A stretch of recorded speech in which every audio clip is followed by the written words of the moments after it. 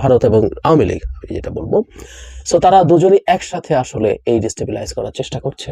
এবং অনেক কিছু আছে যেগুলো আসলে তাদের বিপক্ষে এখন যাচ্ছে। কারণগুলো আমরা যদি একটা একটা করে বলি, শেখ হাসিনাকে ফেরত চাওয়া হয়েছে, এটা একটা খুব গুরুত্বপূর্ণ কারণ। কারণ অনেকে, আমি ভারতের মিডিয়াতেও দেখলাম, তারা একটু অবাকই হয়েছে যে শেখ হাসিনাকে শেষ পর্যন্ত সরকার চাইলো। তারা মনে করছিল সরকার চাইবে না, এবং সেটার একটা ইঙ্গিত ছিল। ফিনান্সিয়াল টাইমসকে একটা ইন্টারভিউতে, ব্রিটেনের পত্রিকা, ডক্টর ইউনুস বলেছিলেন যে শেখ হাসিনার বিচার শেষ হয়ে তার সাজা হওয়ার পর চাওয়া হবে, কিন্তু না, বিচারিক প্রক্রিয়া শুরুর সাথে সাথেই, তদন্তের সময়ই তাকে চাওয়া হচ্ছে।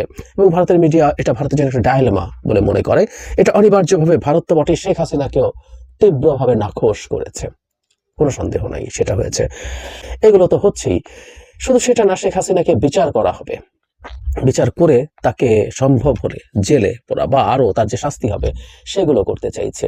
এবং শুধু শেখ হাসিনা না, আওয়ামী লীগের আরো বহু মানুষের বিরুদ্ধে বিচার হবে। এবং আমি আগের একটা ভিডিওতে বলেছিলাম যে শেখ হাসিনা তো বটেই, সেখানে থাকা আরো অনেক নেতাকর্মীরা আছে, সর্বোচ্চ মাঝারি বিভিন্ন পর্যায়ের। বাংলাদেশের উচিত তাদেরকে চাওয়া, সুতরাং বাংলাদেশ তাদেরকে চাইবে, চাওয়ার সম্ভাবনাই অনেক বেশি। এগুলো সবকিছু আসলে ভারত পছন্দ করার কোনো কারণ নেই, কোনো রকম কোনো কারণ নেই।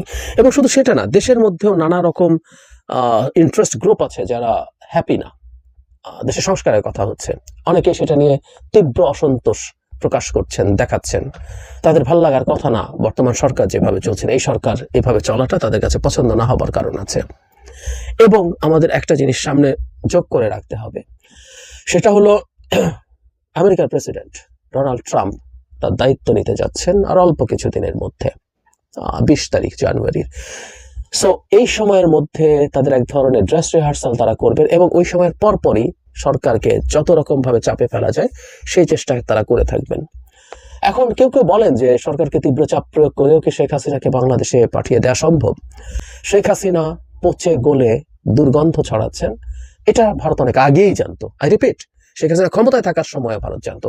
তারা তাদের কিছু বয়ান উন্নয়ন করেছেন, শেখ হাসিনা ওটা করেছেন সেটা করেছেন, এগুলো তাকে ক্ষমতা রাখার যুক্তি দিতে বলতেন, কিন্তু উনি পচে গলে জাস্ট দুর্গন্ধ ছড়াচ্ছেন এটা ওনারা জানতেন। কিন্তু যেহেতু তখন পর্যন্ত তিনি ক্ষমতায় ছিলেন, তাই তাকে তারা রেখেছিল, তাদের পারপাস সার্ভ হচ্ছে।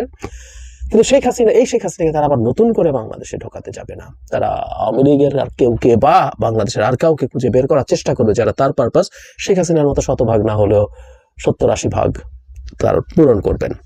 তো শেখ হাসিনা আসবে না, কিন্তু এই সরকারকে অস্থির করে যদি ভিন্ন কিছু তৈরি করার চেষ্টা করা যায়, ভিন্ন কিছু, কেউ কেউ একটা 1-11 কথা বলছেন, সেটাও ভারত বা শেখ হাসিনা পছন্দ করবেন।